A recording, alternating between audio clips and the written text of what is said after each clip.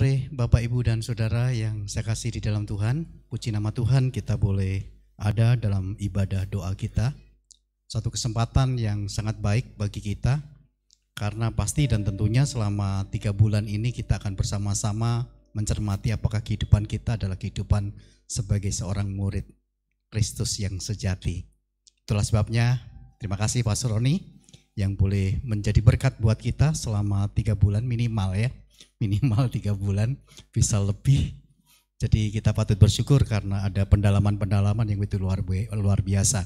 Bagi sahabat-sahabat kita GBC yang ada di tempat ini maupun di rumah masing-masing, mari kita akan mempersiapkan dengan baik. Satu hal yang perlu saya ingatkan, silahkan membawa keluarga pada kesempatan hari Minggu nanti. Hari Minggu nanti teman-teman yang belum ada di Taman Safari bisa diajak untuk bisa bersukacita bersama di dalam ulang tahun gereja kita yang ke-7 yang bertempat di gedung pertemuan 2 lantai yang ke-3. Sekali lagi selamat beribadah, selamat berdoa, selamat bersama-sama untuk menikmati berkat Tuhan di sore hari ini. Tuhan memberkati.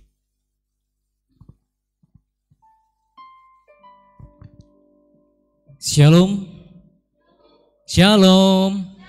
Haleluya. Selamat sore Bapak Ibu Saudara kasih Tuhan. Coba kembali ibadah doa kita pada sore hari ini. Terima kasih kiranya Tuhan senantiasa memberkati dimanapun Bapak Ibu berada, baik yang menyaksikan ibadah doa pada sore hari ini. Saya mengajak Bapak Ibu Saudara untuk bersatu teduh sejenak.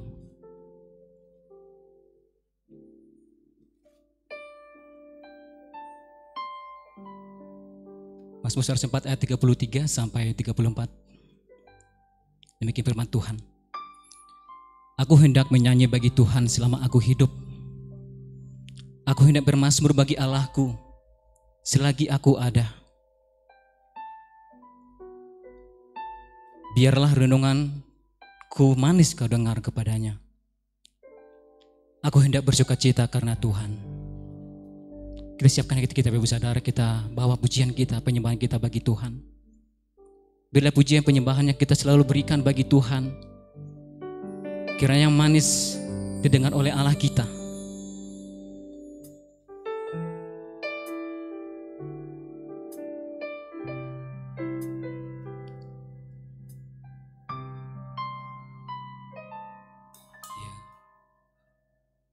Ya Allahku, aku hendak bernyanyi bagimu selama aku hidup. Ya Allahku, aku hendak bermazmur bagimu selagi ku ada. Inilah yang ku renungkan Tuhan. Inilah yang ku renungkan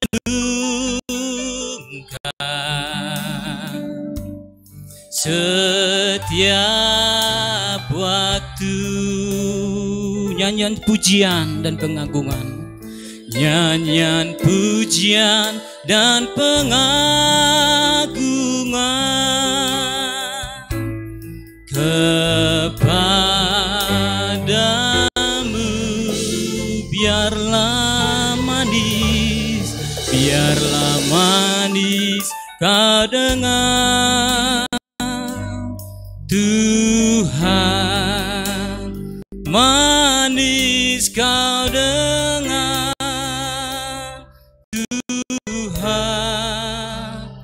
dan hatiku bersuka karenamu. Kita katakan satu lagi, ya Tuhan, kau hendak bernyanyi bagimu. Ya Tuhanku, aku hendak bernyanyi bagimu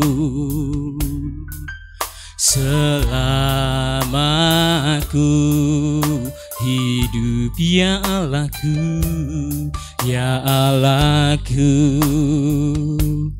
Aku hendak bermazmur bagimu selagi ku ada. Inilah yang ku renungkan setiap waktu. Nyanyian pujian dan pengagungan kepadamu. Oh, biarlah manis kau dengar Tuhan, manis kau dengar dan hatiku bersuka karenamu. Inilah yang ku renungkan, inilah yang ku renungkan setiap waktu. Nyanyian pujian dan pengagungan kepadamu.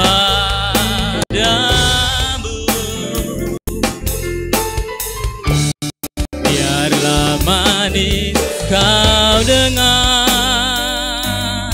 Tuhan, manis kau dengar Tuhan, dan hatiku bersuka karenamu.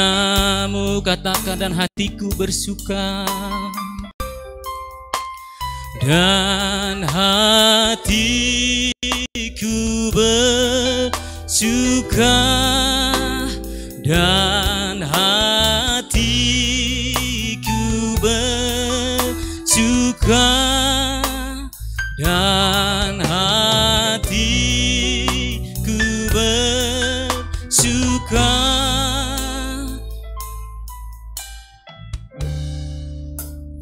karenamu.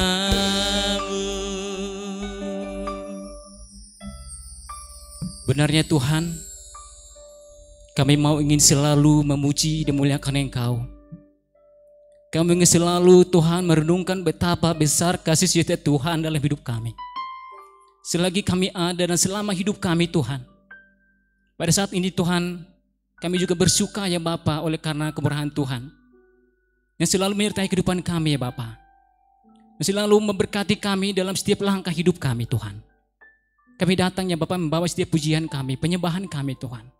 Biarlah manis Kau dengar Tuhan. Biarlah menjadi kesukaan bagi Tuhan, menjadi dupa yang harum ya Bapa di hadapan-Mu. Layakkan kami Tuhan senantiasa datang membawa pujian kami, penyembahan kami, ucapan syukur kami Tuhan Yesus. Berkati Bapak anak-anak-Mu ya Tuhan pada malam hari ini.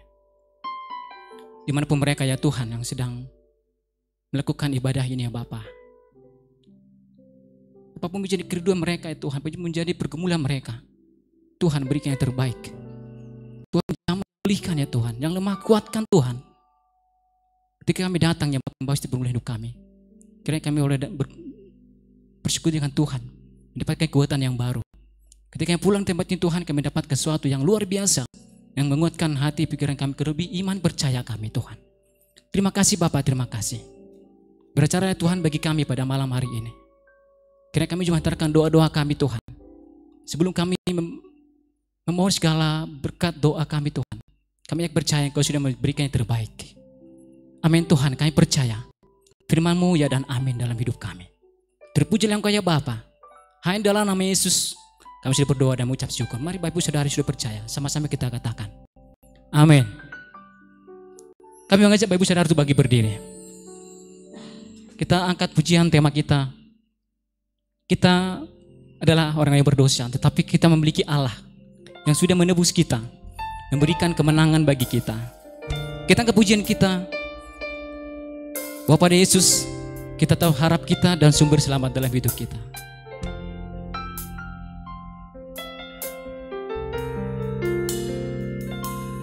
Hai orang yang penuh dosa, inginkah kau lepas?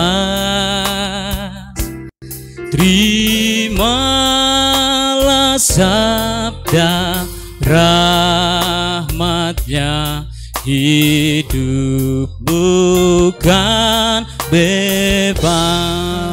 Pada Yesus, pada Yesus, pada Yesus taruh harapmu. Pada Yesus sumber selamat, akan hidupmu. Cucuran darah Almasih, cucuran darah Almasih memberi berkat penuh, membasuh hati yang keji, jiwa jadi sembuh. Pada Yesus, pada Yesus taruh harapmu. Pada Yesus sumber selamat, serahkan hidupmu. Pada Yesus, pada Yesus, pada Yesus taruh harapmu. Pada Yesus sumber selamat, akan hidupmu. Serahkan hidupmu, serahkan hidupmu. Haleluya. Terima dulu Bapak Saudara. Kita akan persiapkan hati pikiran kita, bahkan firman Tuhan yang dibawakan oleh Bapak Pendeta Roni. Sebenarnya kita akan kembali pujian kita. Bila kita seperti bejana yang senantiasa dibentuk oleh Tuhan, kita berikan hati kita supaya Tuhan membentuk kita seperti apa yang Tuhan inginkan.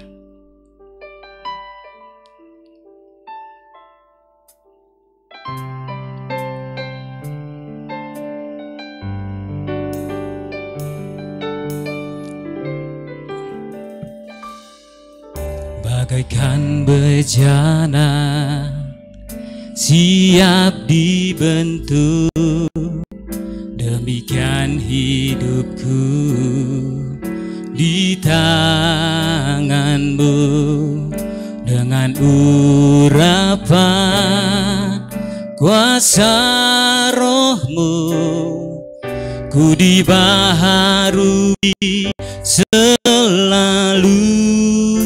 Jadikanku Allah Tuhan, jadikanku Allah dalam rumahmu. Inilah hidupku di tanganmu. Bentuklah seluruh kehendakmu, pakailah sesuai rencanamu.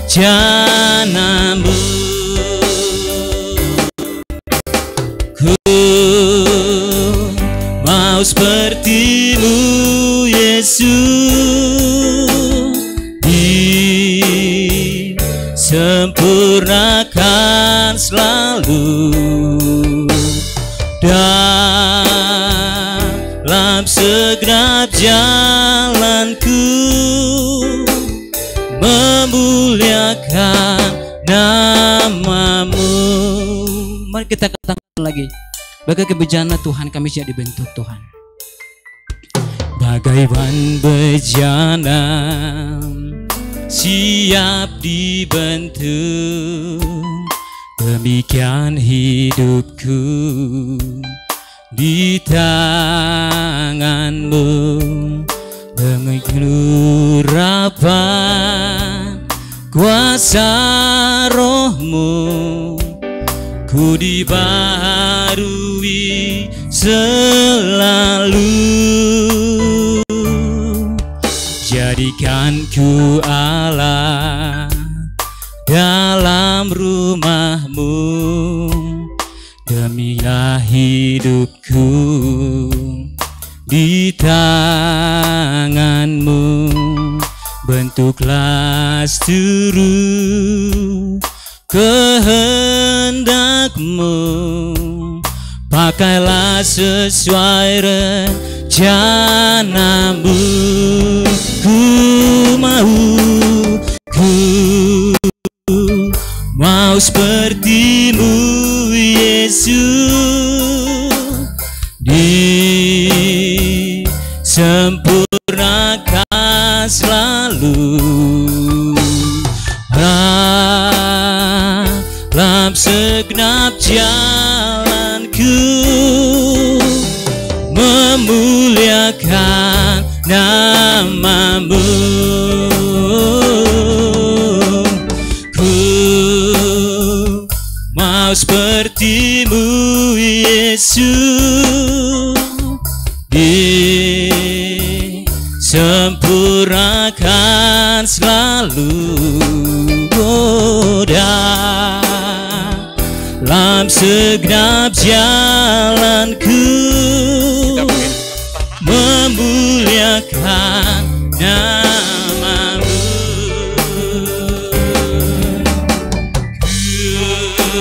Ku mau seperti-Mu Yesus,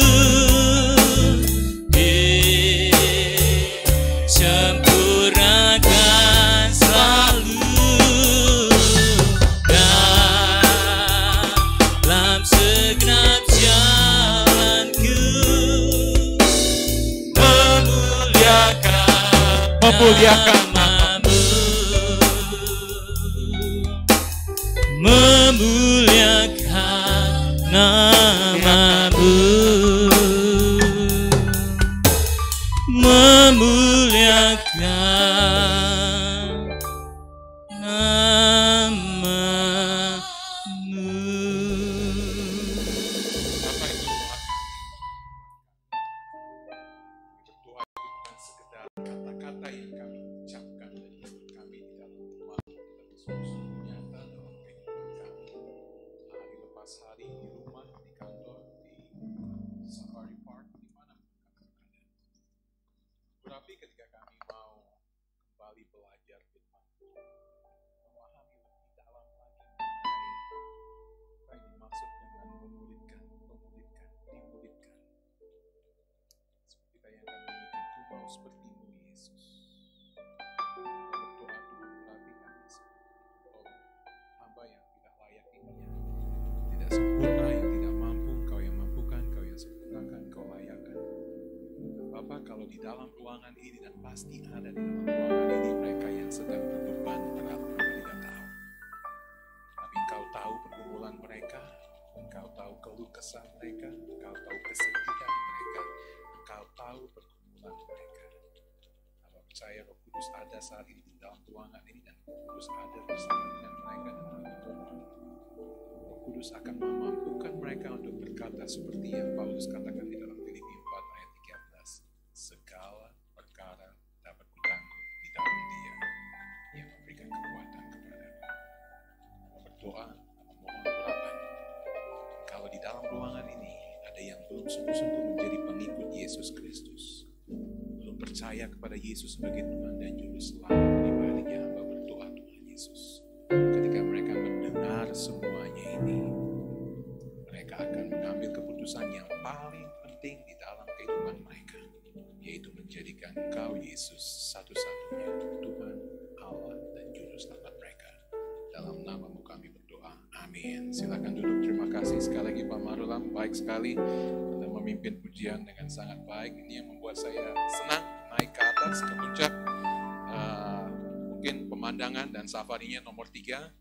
Tapi yang paling pertama adalah karena saya selalu senang dimanapun diundang untuk mengajar, memberitakan firman, sama dengan Pendeta Irwanto kemanapun kami diundang, kami senang untuk mengajar, melayani, karena itu adalah panggilan. Yang kedua, tim musiknya luar biasa. Saya senang sekali dengan worship team Anda, punya tim yang baik. Anda harus di dalam lagunya yang pujian nomor 348, hitunglah berkat-Mu. Dalam bahasa Inggrisnya, count your blessing, mengucap syukurlah. Ada worship team seperti ini, karena saya sudah keliling, jarang-jarang dapat worship team yang bagus seperti ini, Pak Marulang. Pianisnya keren, tadi gitarisnya apa, yang main bass dia agak kurang tadi ya. Tapi ya, mungkin dia perlu belajar sedikit, tapi luar biasa. Anda punya pendeta dan ibu pendeta yang bisa lumayan nyanyi, main musik, dan lain sebagainya. Terima kasih Ibu Yani dan Pak Agir dan Mas Yo, leaders, dan Pak Tony yang mengizinkan saya untuk mengajar. Lukas 1 ayat 1 sampai dengan yang keempat. Lukas 1 ayat 1 sampai dengan 4. Saya dengar sudah ada binder yang disiapkan. Saya mau mengajak Anda untuk sungguh-sungguh seperti yang minggu lalu saya katakan, belajar untuk terus mencatat. Tuhan memberkati kami dan keluarga 13 tahun di Amerika. Di dalam 3 tahun pertama kami tinggal di kota namanya Memphis, Tennessee, negara bagian Tennessee. Masih mahasiswa seminari, masih belajar, walaupun S2 waktu itu masih belajar bagaimana menyusun khotbah, dan saya diundang untuk berkhotbah di sebuah gereja, dan saya kaget luar biasa kaget ketika saya berkhotbah di sana. Semua jemaat, hampir 70 atau 80 jemaat di sana, semua punya buku tulis di tangan mereka, dan mereka mencatat khotbah saya. Bukan khotbah saya saja, semua khotbah yang dikhotbahkan oleh gembalanya, mereka catat, mereka ada. 3-4 bulan kemudian saya diundang lagi untuk ke sana, dan mereka masih tunjukkan, mereka mengatakan, saya masih catat khotbah Bapak pada waktu itu. Saya mau mengajar kita semua. Oke? Kita menjadi murid-murid yang sejati, pemurid. Murid adalah, dulu dalam istilahnya waktu saya SD, sehingga saya pernah SD, ada istilahnya CPSA. CPSA itu kurikulum pada waktu itu. Saya lupa isi singkatannya CPSA. Ada nama kurikulum, saya sudah banyak sekali kurikulum yang berbeda, tapi CPSA. Tapi kita plesetkan CPSA menjadi catat buku sampai habis. Jadi guru pada waktu itu dikasih buku teksnya, ini kita harus mencatat buku sampai habis.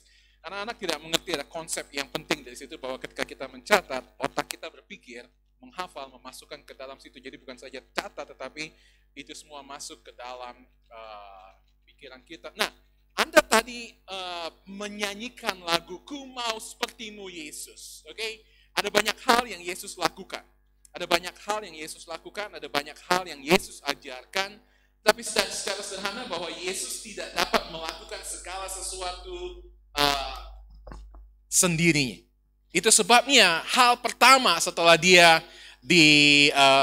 dibaptiskan, setelah dia dicobai di padang gurun dan dibaptiskan, kan kemudian dia memilih 12 murid. Anda mau menjadi seperti Yesus, Anda harus juga memuridkan, betul? Nah, itulah tantangan yang akan saya berikan 2 atau 3 bulan ke depan, Pendeta Ir, maksimal kata saya, bukan minimal. Maksimal 3 bulan ke depan adalah Anda mau memuridkan, at least dimuridkan dan memuridkan. Slide sebelumnya, Pak Sony, slide sebelumnya 3 minggu yang lalu kita bicara mengenai dampak pemuridan yang sejati dari kitab Kisah Para Rasul 1 ayat 1 sampai ayatnya yang kelima. Mudah-mudahan Anda masih ingat. Saya menyinggung ketika bagian itu, saya menyinggung antara prolog, kalau Anda belajar prolog dari kitab Kisah Para Rasul, dan saya menyinggung juga dengan prolog di dalam kitab Lukas, Injil Lukas. Ada banyak persamaan di situ, dan saya akan menaruh Anda dua teks ini di sebelah bersebelahan supaya kita dapat memahaminya. Saat ini, next slide, kita akan berbicara mengenai dasar yang penting, pokok-pokok yang penting di dalam pemuritan. Di dalam pemuritan apa yang perlu kita pelajari di sini? Kita akan melihat, next slide, kita ingin menjadi atau memberikan impact. Kita akan memberikan dampak. Jadi gambar yang saya berikan 2 minggu lalu saya ulangi lagi. Dan mungkin saya akan ulangi lagi supaya kita semua tahu bahwa ketika kita ada seperti kota yang di atas gunung, ya, kota yang di atas gunung seperti firman Tuhan katakan, kamu adalah terang dunia, kota yang di atas gunung tidak mungkin tersembunyi. Ketika kita berkumpul seperti ini, mari kita doakan hari Minggu, hari Rabu, hari-hari apapun kita berkumpul, orang lain, karyawan lain, tamu lain, dan semua yang ada di sini ingin tahu mengapa ada bukan saja worship team, lagu-lagu yang manis, lagu-lagu yang indah dinyanyikan, tetapi kenapa ada persekutuan yang berbeda di tempat ini? Mengapa ada kehidupan yang berbeda dari Gereja Baptis Indonesia JBC, cabang Taman Safari Indah? Mengapa ada yang berbeda dari kalau Anda bekerja di Safari Park? Mengapa mereka semua ini berbeda dari karyawan yang lain? Mengapa kehidupan mereka, walaupun semuanya mengalami, mungkin karena krisis ekonomi, pemotongan gaji, walaupun semuanya juga mengalami tekanan, mengalami masalah, mengalami krisis, tetapi mengapa mereka yang datang ke gereja itu memiliki kehidupan yang berbeda? Oleh karena itu kita akan melihat, next slide, mengapa begitu penting bagi kita untuk berbicara mengenai pemuritan yang sejati. Ini kita lihat 3 minggu yang lalu. Next slide Pak Sony, kita akan melihat bagaimana saat ini kita melihat di dalam Lukas pasal 1, ayat 1 sampai ayatnya yang keempat. Theophilus yang mulia, kata Lukas, banyak orang telah berusaha menyusun suatu berita tentang peristiwa-peristiwa yang telah terjadi di antara kita. Seperti yang disampaikan kepada kita oleh mereka yang dari semula adalah saksi mata dan pelayan firman. Karena itu setelah aku menyelidiki segala peristiwa itu dengan seksama dari asal mulanya, aku mengambil keputusan untuk membukukannya dengan teratur bagimu, supaya engkau dapat mengetahui bahwa segala sesuatu yang diajarkan kepadamu sungguh benar. Oke, Anda lihat. Nah, saya ingin next slide untuk membandingkan Lukas 1 ayat 1 sampai 4 dengan kitab Kisah Para Rasul ayat 1 sampai ayat yang kelima. Tolong perhatikan ke depan dan Anda lihat di sini. Anda melihat bahwa 2-3 minggu yang lalu saya berbicara mengenai orang ini yang namanya Theophilus. Kalau Anda sudah lupa, mari saya segarkan kembali ingatan Anda. Dia berbicara di dalam kitab Lukas, Injil Lukas, dia menyapa Theophilus dengan hai Theophilus yang mulia. Theophilus yang mulia. Suatu sapaan kepada orang yang posisinya lebih tinggi. Satu sapaan kepada orang yang memiliki jabatan yang tinggi. Yang diberikan oleh orang yang memiliki jabatan yang rendah. Tapi Anda lihat di dalam kitab Kisah Para Rasul 1, dia mengatakan, hai Theophilus. Oke? Saya mengatakan pada waktu itu bahwa ada perubahan di dalam kehidupan Theophilus yang tadinya seorang tidak percaya menjadi orang yang percaya, sehingga Lukas tidak lagi ragu-ragu untuk menyapa dia dengan sebutan seperti seorang sahabat. Hai Theophilus. Dan di dalam kitab Kisah Para Rasul, Anda lihat di sebelah kanan, dikatakan, dalam bukuku yang pertama, aku menulis tentang segala sesuatu yang dikerjakan dan diajarkan oleh Yesus. Anda lihat di dalam Lukas, dia sedang berbicara mengenai kitab Lukas. Anda lihat bahwa, saya sebutkan pada waktu itu, Lukas adalah traktat. Satu traktat yang ditulis oleh Dr. Lukas untuk memenangkan orang yang namanya Theophilus. 24 pasal, panjang sekali sampai akhirnya orang ini bertobat, orang ini percaya, dan kitab Kisah Para Rasul yang kita lihat 3 minggu lalu berbicara mengenai bagaimana orang yang sudah percaya ini kemudian memasuki satu fase dalam kehidupannya, yaitu dimuridkan. Kalau Anda sudah mengaku Yesus sebagai Tuhan dan Juru Selamat, Anda tidak selesai berkata, saya selesai. Tidak. Tetapi yang harus terjadi adalah Anda masuk ke dalam satu tahapan dalam kehidupan Anda ketika Anda dimuridkan. Saya rindu Anda datang ke sini bukan sekedar saya mau datang supaya, karena saya orang Kristen, saya harus ada di sini, saya bagian dari ini. Ya, tetapi Anda sungguh-sungguh haus sungguh-sungguh rindu untuk dimuridkan. Saya senang dengan beberapa Anda yang menghubungi saya dan mau belajar, dan saya senang. Anda kontak saya mau mendoakan. Pendeta Ir juga pasti mau mendoakan, memuridkan Anda. Kita akan membangun satu komunitas pemuridan yang kita sebut dengan kelompok tumbuh bersama. Dan kita rindu kita semua akan belajar bersama-sama di sini. Lukas pasal 1 ayat 1 sampai dengan 4 yang Anda sudah melihat perbandingannya di sini, dan kita akan belajar di dalam slide berikutnya dasar penting dalam pemuridan. Silakan ambil pena Anda, kertas atau apapun yang sudah disiapkan, dan Anda lihat ada 4 hal yang akan kita pelajari pada malam hari ini. Yang pertama, kalau Anda ingin dimuridkan, Anda ingin bertumbuh di dalam Tuhan Yesus sebagai Tuhan dan Juru Selamat Anda, yang pertama Anda harus tahu bahwa Anda memiliki tanggung jawab seorang percaya. Saya tidak memakai kata seorang pemurid di situ, tetapi tanggung jawab seorang percaya. Dan yang kedua, bukan saja ada tanggung jawab, tetapi ada komitmen dalam mempelajari firman Tuhan dengan serius, dengan sungguh-sungguh. Dan yang ketiga, kita harus melihat bahwa Anda harus memiliki keyakinan akan kebenaran firman Tuhan. Dan yang terakhir, Anda akan memiliki ketekunan, berusaha untuk memiliki ketekunan dalam mereproduksi.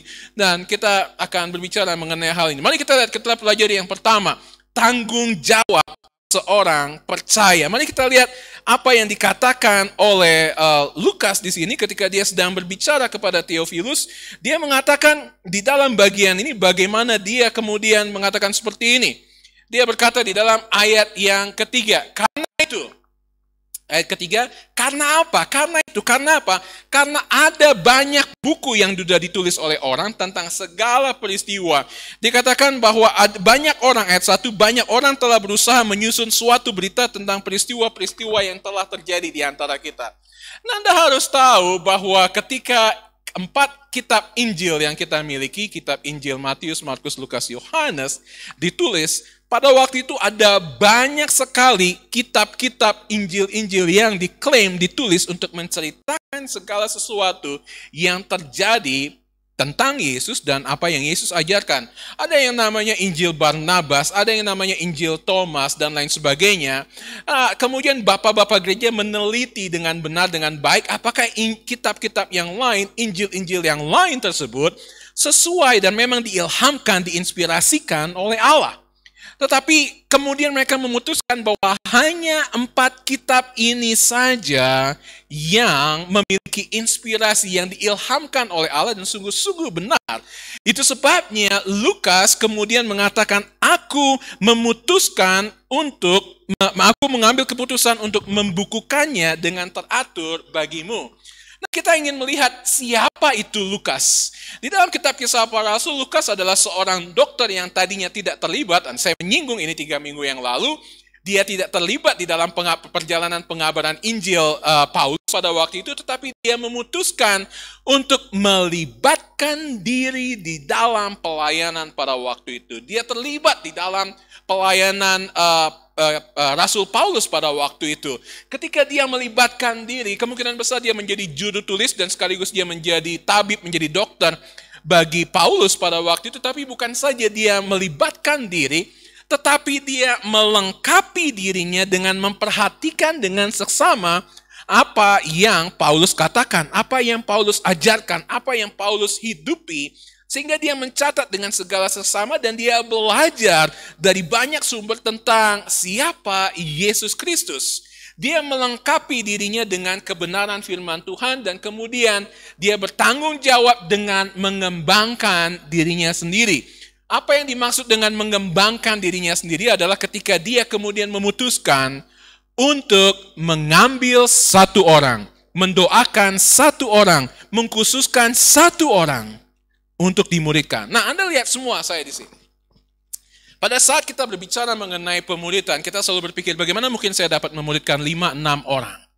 Tapi apa yang dilakukan oleh Lukas pada waktu itu adalah Lukas tidak melihat banyak orang, tetapi Lukas melihat 1 orang. Apa yang dilihat oleh Lukas sebagai 1 orang, dilihat oleh Allah sebagai banyak generasi. Karena dari 1 orang ini, Theophilus, muncul banyak generasi orang percaya. Saya ingatkan kembali kepada Anda, Kalau ada buku, kalau saya baru menegur Ricky dan teman-temannya karena buku yang saya berikan kepada mereka di kelas, mereka tidak baca satu semester. Pak Ir gimana Pak Ir? Saya udah beli mahal-mahal, gratis lagi saya kasih kepada mereka, nggak dibaca bukunya. Kebanyakan dari kita mendapat hadiah buku dari orang dan kemudian kita taruh di rak buku kita. Oh terima kasih, saya juga seperti itu. Jangan bilang-bilang orang yang kasih buku kepada saya. Ada banyak orang kasih buku kepada saya dan saya taruh di situ. Dan saya tidak baca. Dan saya tidak baca buku itu, sampai sekarang juga ada banyak buku yang tidak saya baca juga, karena saya memilih untuk membaca buku-buku yang lain. Nah bayangkan kalau Theophilus mendapatkan kitab Injil Lukas, mendapatkan kitab Kisah Para Rasul, dan dia bersuka cita, seperti Anda bersuka cita, mendapatkan pengajaran dari saya pada malam hari ini, tetapi kemudian Theophilus mengambil rak yang paling baik untuk Injil Lukas dan untuk kitab Kisah Para Rasul, dan tidak meneruskannya kepada siapapun juga. Anda dan saya tidak akan pernah memiliki 1/4 dari kitab Perjanjian. Anda tahu bagaimana pentingnya bagi Lukas pada waktu itu untuk melihat satu orang. Katakan kepada saya, sama-sama katakan, satu orang. Satu orang, satu orang. Apa yang dilihat oleh manusia sebagai satu orang, tidak dilihat oleh Allah sebagai satu orang, tetapi banyak generasi. Oleh karena itu saya ingin menantang Anda untuk berpikir dari sekarang, satu orang, dan satu orang. Satu orang Tuhan yang saya mau muridkan mulai dari saat ini. Tuhan, saya mau mendoakan satu orang untuk saya menangkan. Satu orang, tidak usah banyak-banyak. Kenapa?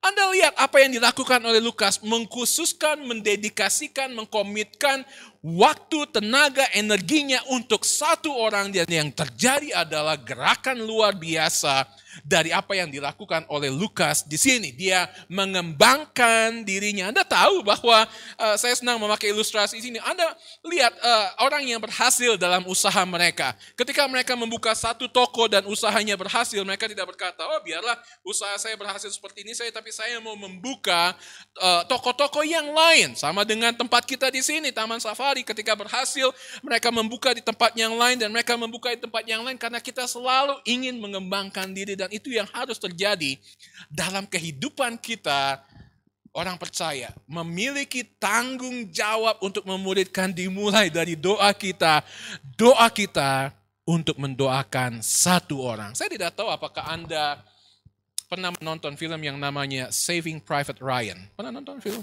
Wah, luar biasa. Kawan kita nonton bareng? Boleh. Habis ini, boleh. Asal ada kopi, ada pisang bakar, kita bisa lakukan itu sama-sama. Kesukaan saya pisang bakar. Saving Private Ryan. Ya, masih ingat filmnya? Suatu saat ada satu film lagi, Hacksaw Ridge. Pernah juga. Kamu kerja apa kerjain? Nonton aja sih kayaknya.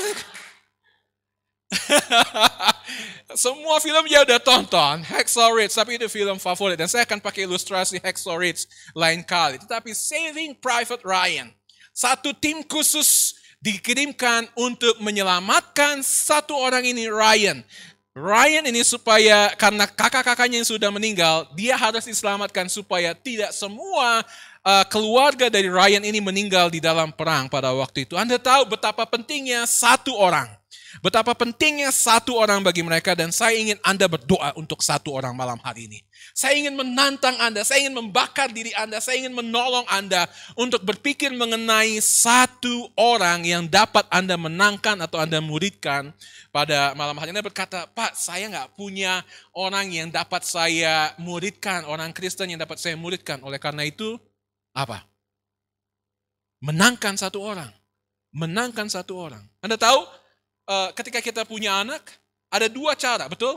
Antara kita menikah dan istri melahirkan, ada anak biologis, atau kalau kita tidak punya anak biologis, kita dapat mengadopsi anak, betul? Saya ingin pakai ilustrasi ini mengatakan anak biologis adalah umpamanya orang yang kita menangkan di dalam Yesus, kepada Yesus. Anda tidak tahu siapa yang dapat Anda muridkan menjadi anak rohani Anda, dan Anda pergi keluar dan menangkan orang lain.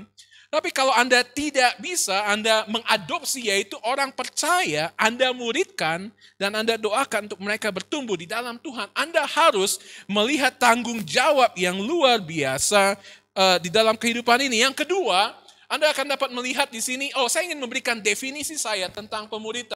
Ini definisi mana? Anda lihat definisi yang saya berikan tentang pemuridan. Ini saya tulis definisinya tapi saya sendiri juga lupa. Saya harus baca juga deh. Pemuritan adalah sebuah proses. Oke, coba perhatikan di layar. Pemuritan adalah sebuah proses. Bukan program, tetapi sebuah proses untuk menjadikan seorang percaya menjadi seperti tuannya, yaitu Yesus Kristus. Masih ingat lagu tadi? Ku mau sepertimu Yesus. By the way, lagu tadi harus dikoreksi. Oke? Ku mau sepertimu Yesus. Seharusnya, Bu, sempurnakanku selalu, bukan disempurnakan selalu. Kalau disempurnakan selalu, artinya Yesus juga disempurnakan selalu. Tapi sempurnakan selalu. Ini enak juga nih, ada cheerleader di belakang saya, Pak Sony yang selalu begini. Come on. Atau begini sebenarnya. 5 menit lagi habis waktunya, Pak, sebenarnya. Dengan cara memberikan dirinya untuk diajar, dituntun, dibentuk oleh seorang pemurid atau guru, sehingga orang tersebut siap untuk memuridkan orang lain dan mengulangi proses yang sudah dialaminya. Anda memberikan diri Anda untuk dimuridkan. Dan Anda lihat seorang murid dituntut untuk meninggalkan zona kenyamanannya untuk secara total taat kepada firman Allah dan amanat agungnya. Apa yang dimaksud dengan meninggalkan zona kenyamanannya? Artinya meninggalkan zona kenyamanan ketika Anda berkata, saya kan sudah sibuk, masa waktu istirahat saya harus saya pakai untuk datang kepada Pendeta Irwanto dan belajar? Masa saya harus datang kepada Masio dan memberikan diri saya diajar? Masa saya harus menghubungi Ibu Yani untuk saya dapat dimuridkan? Ini yang namanya meninggalkan zona kenyamanan. Dan perhatikan, zona kenyamanan adalah ketika kita mau mengakui kelemahan kita.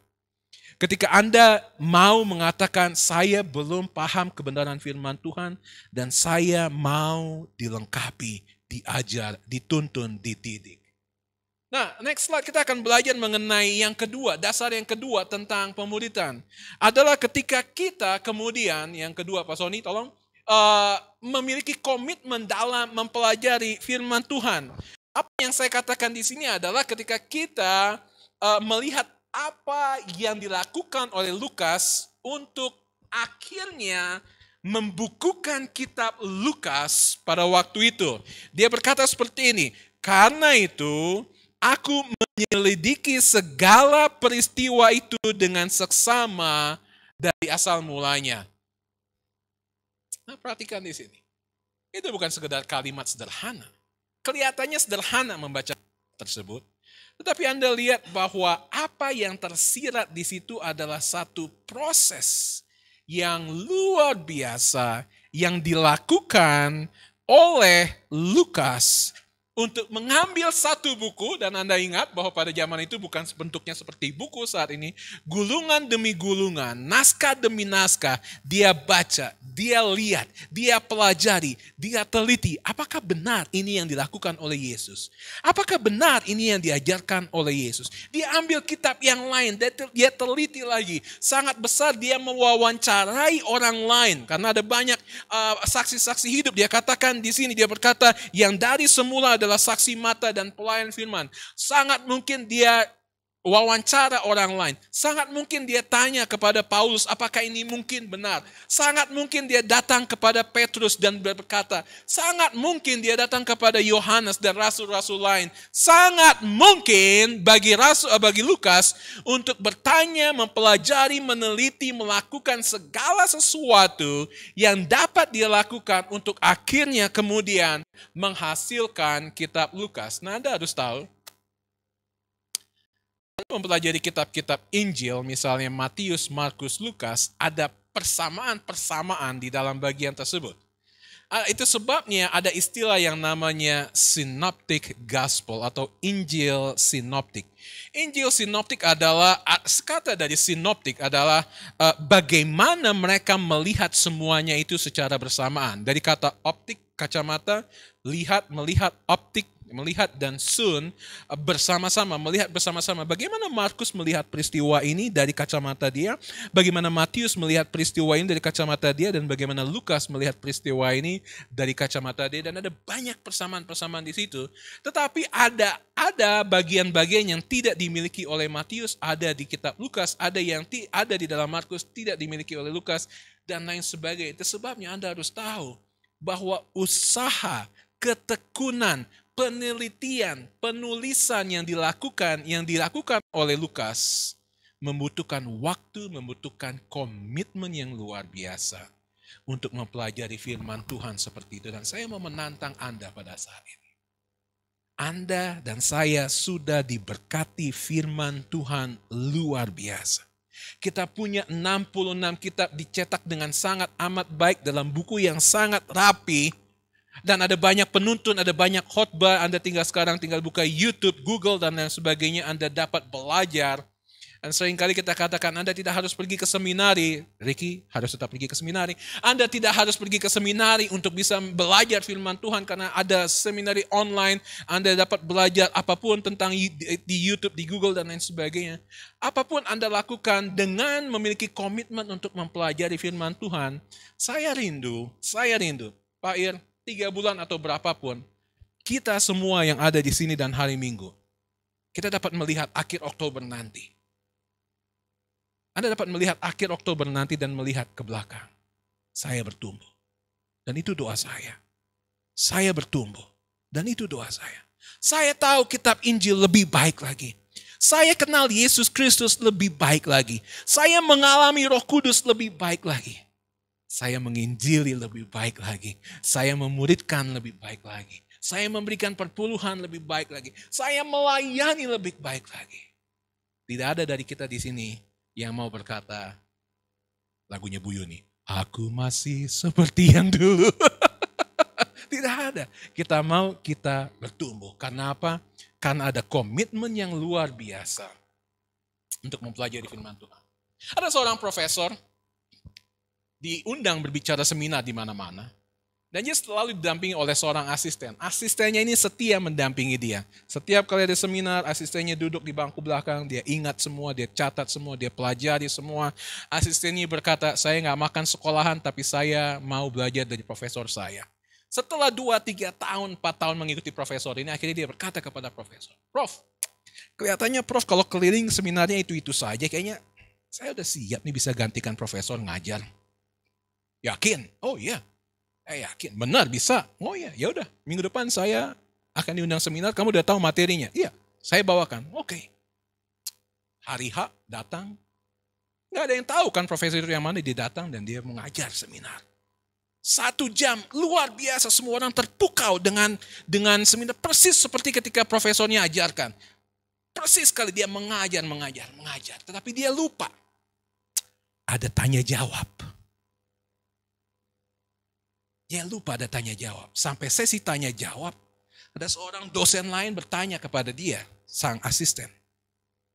Tanya pertanyaan yang sulit. Gelagapan, tetapi dia tidak kurang akal. Dia berkata seperti ini. Dan profesornya ada, tapi gantian. Dia seperti asistennya. Ketika bertanya, dia berkata, pertanyaan itu sangat amat mudah. Saya biarkan asisten saya saja yang menjawab pertanyaan tersebut. Apa maksudnya dari sini? Apa maksudnya? Kita harus mau terus belajar. Sehingga Pendeta Ir dan saya pasti aminkan ini.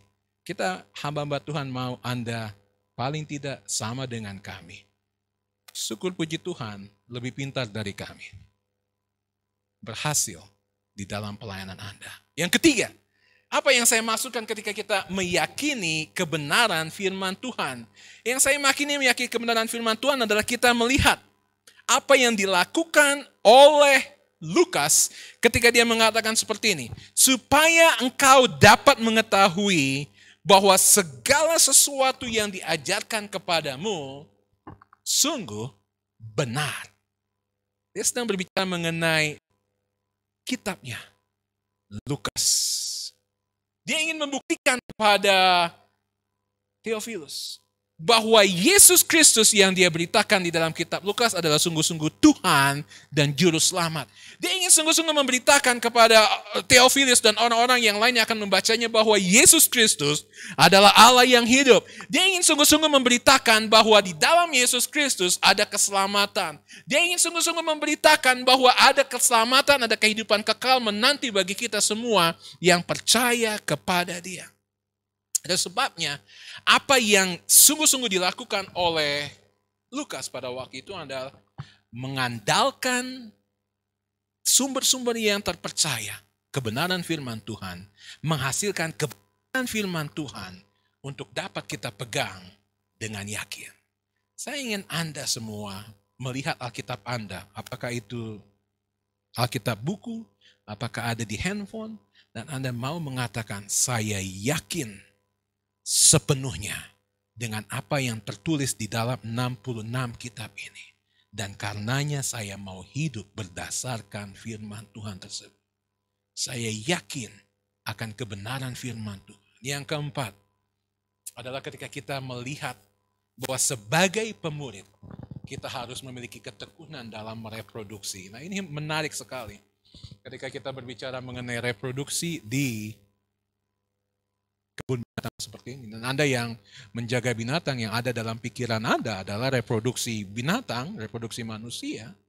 Ada banyak hal. Tadi ketika Anda menyanyikan lagu pertama tadi, inilah yang kurenungkan. Oke.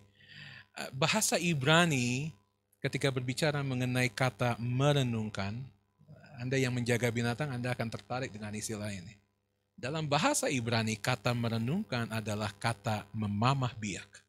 Sama seperti kambing, sapi yang makan dan kemudian duduk dan kemudian mencerna lagi, redigest, mencerna lagi makanannya. Ini yang dimaksud dengan merenungkan. Apa yang dimaksud dengan kata merenungkan? Bukan sekedar kita bangun pagi dan merenungkan, baca firman Tuhan, merenungkan, tetapi Anda pulang dan mudah-mudahan firman Tuhan yang saya sampaikan menggugah Anda, mengajar Anda, membangkitkan semangat Anda, meyakinkan Anda, sehingga ketika Anda hampir tidur, Anda duduk di tempat tidur Anda dan Anda mulai mengingat lagi apa yang Lukas katakan tadi dan merenungkan, Tuhan, saya mau merenungkan firman Tuhan ini, memamah biak, mencerna kembali. Dan ketika Anda sedang bekerja, sedang makan siang, Anda teringat akan Yohanes 3 ayat 16. Dan Anda merenungkan, memamah biak lagi. Tetapi yang menarik adalah ketika kita berbicara mengenai reproduksi, Anda harus tahu bahwa bukan saja manusia secara biologis mereproduksi, bukan juga binatang mereproduksi, tetapi kita, orang-orang percaya, juga harus mereproduksi murid-murid lain di dalam kehidupan kita. Ada hal yang menarik ketika seorang bapak gereja mengatakan seperti ini. Dia mengatakan ketika dia ingin menggugah orang, mengatakan kepada orang, seorang bapak gereja yang bernama Augustine berkata seperti ini. Tanpa Allah kita tidak dapat. Without God, we cannot. Tanpa Allah kita tidak dapat. Ya, dan kemudian dia berkata, without us, God will not. Tanpa kita, Allah tidak akan. Coba perhatikan. Dia berkata, tanpa Allah kita tidak mampu. Tanpa kita, Allah tidak akan. Maksudnya apa? Ada seorang pendeta yang mengatakan seperti ini. Allah dapat saja. Ini yang saya sering kali berkata, Tuhan, mengapa engkau tidak menampakkan wajahmu di atas langit dan sungguh-sungguh melihat kayu salib di atas langit di awan sana sehingga urusan kita memberitakan Injil lebih sedikit mudah ya Pak ya. Kalau orang melihat kayu salib di atas dan mereka bilang, oh itu Yesus Kristus, maka itu percaya. Bu, gampang Bu ya. Tetapi pendeta ini berkata seperti ini. Allah dapat saja menulis Yohanes 3 ayat 16 di langit dalam berbagai bahasa karena dia menciptakan bahasa. Allah dapat saja menulis Yohanes 3 ayat 16 karena begitu besar kasih Allah akan dunia. Dia dapat saja. Tetapi dia memilih untuk tidak melakukannya karena dia mau Roni Serwor-Wora. Dia mau Marulam, dia mau Yani Sumampau, dia mau Ricky, dia mau Yuni, dia mau setiap kita untuk pergi keluar mengabarkan Injil, menghasilkan jiwa-jiwa baru bagi Tuhan Yesus dan memuridkan jiwa-jiwa baru sehingga pada saat Anda bertemu dengan Yesus Kristus di surga nanti. Ketika dia akan tak bertanya kepada Anda. Dia tidak akan bertanya kepada saya, Ron berapa khotbah yang Anda sampaikan? Ron berapa buku yang sudah Anda tulis? Ron berapa seminar yang sudah Anda bawa? Ron berapa gereja yang sudah Anda rintis? 500 Bu, amin. Kita sedang berdoa untuk 500 gereja. Ya. Makin lama saya bersahabat dengan Bu Yani, makin takut saya dengan iman dia. Saya pikir iman saya lebih besar dari iman dia, tapi tadi malam dia berkata kepada saya, 500 gereja ya Pak Roni. Saya berkata, ya ampun Bu, selesai kontrak kita kalau gitu sekarang. Sampai di mana kita? Oke. Ketika kita sampai di surga, ada lagu dalam paduan suara yang mengatakan seperti ini. Bu ini mungkin masih ingat. Haruskah ku jadi malu waktu jumpa Tuhanku tanpa satu jiwa dimenangkan olehku. Saya ulangi kata lagi. Haruskah aku jadi malu waktu jumpa Tuhanku tanpa satu jiwa dimenangkan olehku. Tanpa satu jiwa dimuridkan olehku. Ketika Anda ada di surga, ada banyak pertanyaan yang Anda akan tanya kepada Tuhan Yesus. Saya yakin. Saya akan tanya kepada dia, Tuhan, tunjukkan dong bahtera Nuh itu sebesar apa. Bagaimana caranya Nuh membawa dua binatang itu masuk. Saya bilang, Tuhan saya mau tunjukkan kepada saya ketika Daud membunuh Goliat. Tuhan, tunjukkan kepada saya ketika laut Tebrau itu terbelah menjadi dua. Dan lain sebagainya, ada banyak pertanyaan. Anda ingin tanya ini, Anda akan ketemu dengan Petrus dan berkata, rasanya diampuni oleh Tuhan Yesus. Anda ingin bertanya kepada Paulus, luar biasa ya berkhotbah. Anda bertanya kepada Yohanes, Pulau Patmos itu luar biasa, dan lain sebagainya. Tapi pernahkah terlintas dalam pikiran Anda bahwa Anda akan juga ditanya di sana? Yang luar biasa adalah, saya ingin katakan seperti ini, yang luar biasa adalah Tuhan tidak akan bertanya mengenai dosa-dosa Anda di masa yang lalu. Karena Alkitab mengatakan, sejauh timur dari barat,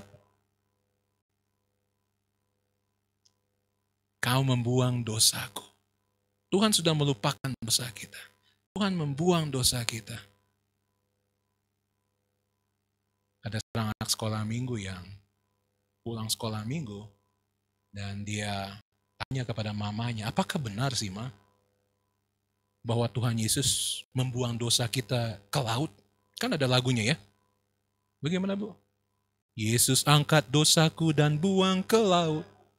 Yuk, buang ke laut. Oh benar nak, mamanya berusaha menjadi seperti pendeta, mengajar. Benar nak. Oh ya benar nak. Iya. Jadi dosa kita ketika kita sudah minta ampun kepada Tuhan, dibuang ke laut. Iya. Tuhan gak ingat lagi. Enggak. Tapi kenapa mama masih suka pancing-pancing dosa saya lagi dari laut, Ma? Anda tahu bahwa Tuhan akan ingat lagi dosa-dosa kita karena sudah dihapus. Sudah dihapus. Yesaya 1 ayat 18.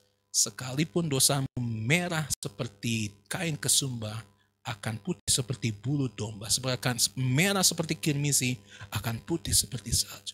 Putih! Kalah rinsong. Soklin dan lain sebagainya. Putih, Tuhan lupakan. Tapi mungkin ada pertanyaan yang akan dia tanya. Marulam, berapa jiwa yang sudah engkau menangkan? Berapa jiwa yang sudah kau muridkan?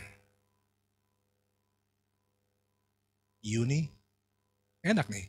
Yuni, Yani, ya namanya. Saya nggak tahu kenapa Tuhan tidak terlalu kreatif dengan jemaat kita, namanya sama-sama aja. Roni, Sony, Tony, Yuni, Yani. Saya begitu-begitu aja. Kalau ada jemaat yang mau daftar namanya Doni, larang, tolong. Jangan sampai ada Doni lagi, terlalu ini. Berapa jiwa yang sudah kau muridkan? Berapa jiwa yang sudah kau muridkan? Berapa jiwa yang sudah kau menangkan? Saya ingin menantang Anda, next slide, sebagai penutup. Tanggung jawab seorang percaya, komitmen seorang percaya, keyakinan seorang percaya, ketekunan seorang percaya. Dan saya ingin berkata kepada Anda pada malam hari ini, apakah Anda meninggalkan ruangan ini, keluar, dan Anda berkata, great, pengkhotbah yang bersemangat itu baik renungannya, dan kemudian Anda melupakan semuanya itu. Apakah Anda akan berkata, malam hari ini, saya mau memiliki komitmen untuk mulai memuridkan. Paling kurang, memuridkan diri saya sendiri, memberikan diri saya dimuridkan. atau memuridkan orang lain. Saya mau setiap orang menundukkan kepala. Saya mau setiap orang untuk menutupkan mata. Saya mau setiap kita masuk ke dalam saat yang sangat penting. Komitmen Anda dengan Tuhan. Saat Anda dengan Tuhan. Anda mendengar tadi bagaimana Lukas memiliki komitmen, memiliki tanggung jawab, ketekunan untuk memuridkan satu orang. Doa saya, tantangan saya sederhana saat ini. Dalam doa Anda, dalam sikap berdoa, katakan, Tuhan, tunjukkan satu orang tersebut, Tuhan. Anda mungkin masih bingung siapa. Tuhan, apakah saya mampu? Dalam doa Anda saat ini, Tuhan, saya mau memuridkan. Tunjukkan saya siapa itu. Ada dua hal yang saya rindukan Anda doakan pada malam hari ini. Kalau Anda belum pernah dimuridkan, doakan seperti ini. Tuhan, berikan keberanian kepada saya untuk berkata kepada pemimpin gereja ini, saya mau dimuridkan. Sederhana doanya, tidak panjang-panjang. Dan malam hari ini saya berharap ada dari Anda yang datang kepada para pemimpin gereja. Bu Yuni, Bu Yani, Pendeta Ir, saya, Mas Yo. Dan Anda katakan, saya mau dimuridkan oleh Anda. Sederhana. Anda datang dan doakan, Tuhan berikan keberanian kepada saya. Berikan komitmen kepada saya untuk mau dimuridkan. Atau yang kedua, Anda katakan, Tuhan berikan keberanian kepada saya untuk berkata kepada orang yang lain. Saya mau memuridkan engkau.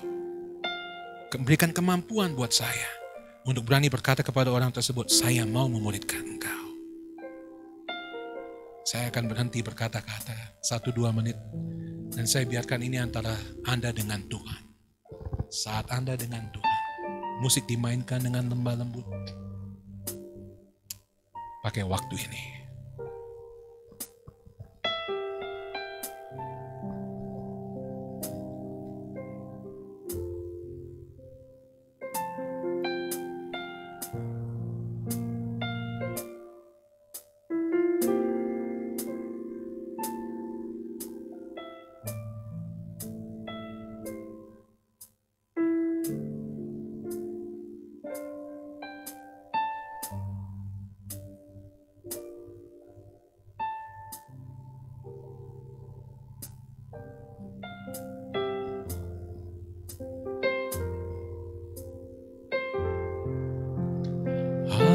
Ajar kami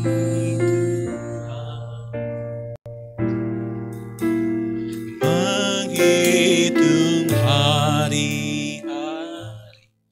Nyanyikan lagunya sebagai doa Anda. Agar kami beroleh hati bijaksana.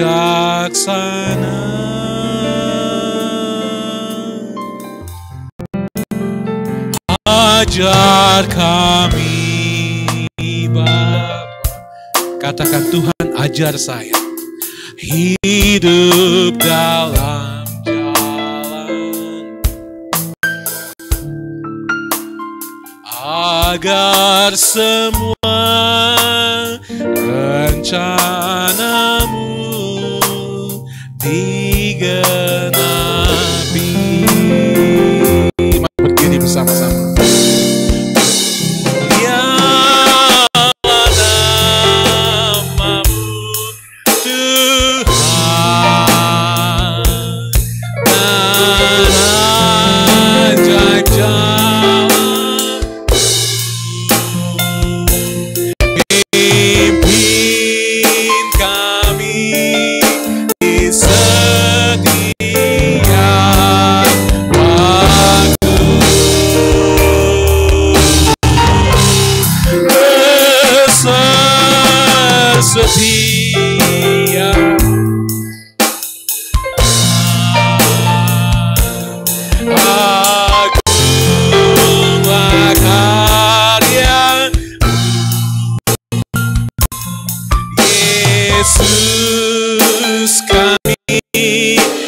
Bersyukur padamu.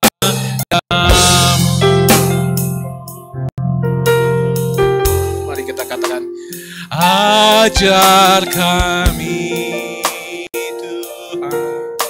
Pakai saat ini sebagai saat berdoa. Ketika Anda mengatakan syair ini sebagai doa Anda, agar kami beroleh hati bijaksana. Tuhan, ampuni saya, Tuhan tolong saya, ajar kami Bapa. Anda tahu bahwa kita diberikan keistimewaan memanggil dia Bapa. Agar semua rencanamu digenapi.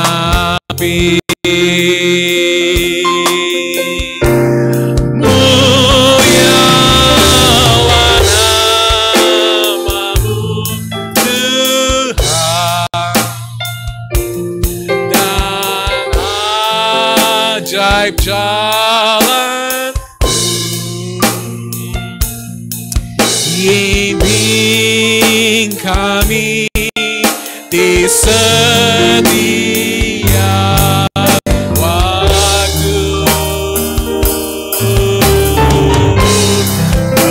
Besar setiamu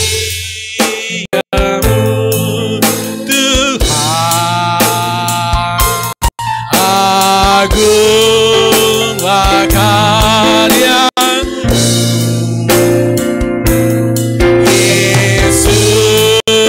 kami bersyukur. Pak, katakan sekali lagi, mulialah namamu Tuhan. Mulialah namamu Tuhan, dan ajaib jalan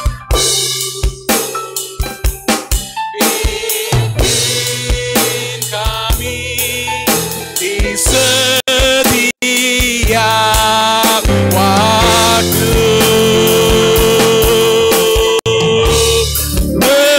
Besar setiamu Tuhan, agunglah karya Yesus kami bersyukur. Katakan, Yesus kami bersyukur padamu. Yesus kami bersyukur padamu. Bapa, di dalam nama Yesus hamba datang saat ini. Hamba ingin mendoakan anak-anak-Mu, saudara-saudara hamba yang ada di dalam ruangan ini Tuhan. Hamba berdoa bahwa firman Tuhan yang baru dijelaskan akan membakar hati dan semangat mereka untuk pengabaran Injil, untuk pemuridan. Hamba berdoa Tuhan Yesus, ketika kami menantang mereka untuk berkata satu orang, dan pada saat ini Anda berkata satu orang. Anda berdoa Tuhan nyatakan satu orang tersebut untuk saya injili, atau saya menangkan, atau saya muridkan. Anda katakan itu, dan Bapa, hamba berdoa Tuhan Yesus. Hamba tahu Tuhan bahwa di dalam ruangan ini ada yang memiliki pergumulan berat, dan hamba mau berdoa Tuhan Yesus, biar mereka akan meletakkan semua pergumulan itu di kaki salib Yesus. Dan mereka mengatakan kepada Tuhan, ini Tuhan masalah saya, ini Tuhan kekhawatiran saya, ini Tuhan ketakutan saya, ini Tuhan kecanduan saya, ini Tuhan kesombongan saya. Hamba datang, hamba berdoa ada berkat Tuhan yang luar biasa, yang dinyatakan, dicurahkan, dilimpahkan untuk setiap anak-Mu yang ada dalam ruangan ini. Dalam nama-Mu kami berdoa. Amin. Silakan duduk.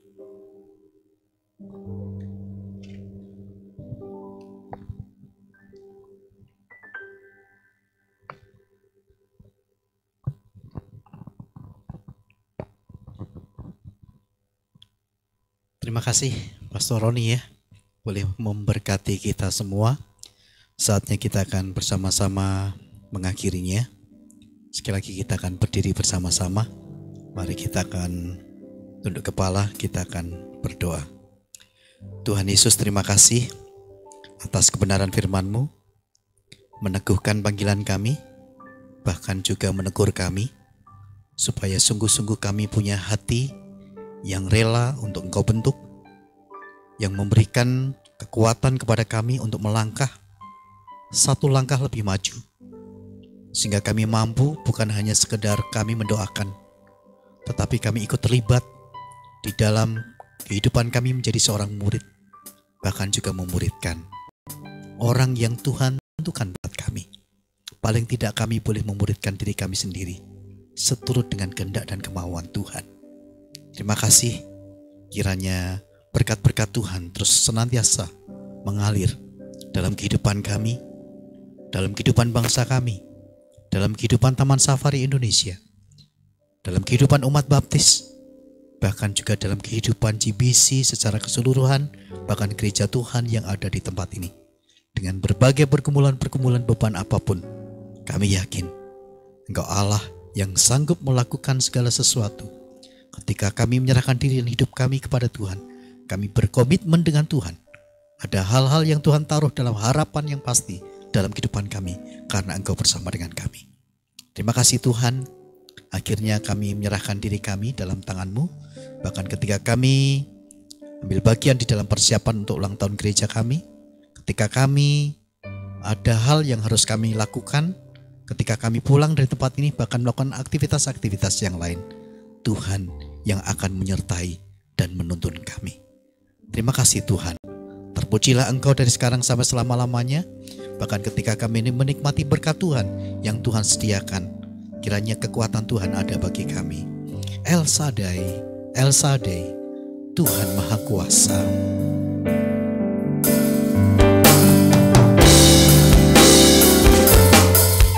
El Shaddai, El Shaddai,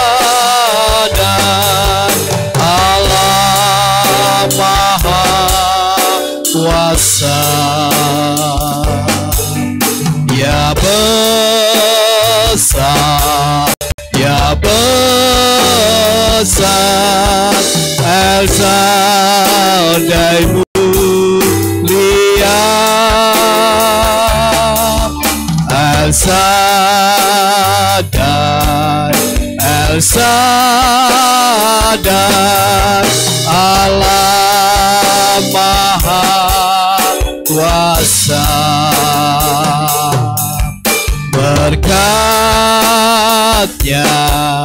melimpah,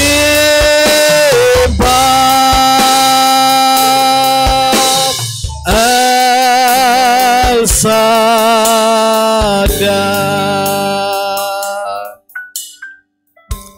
Tuhan Yesus Kristus memberkati kita sekalian. Selamat malam, ibadah telah selesai.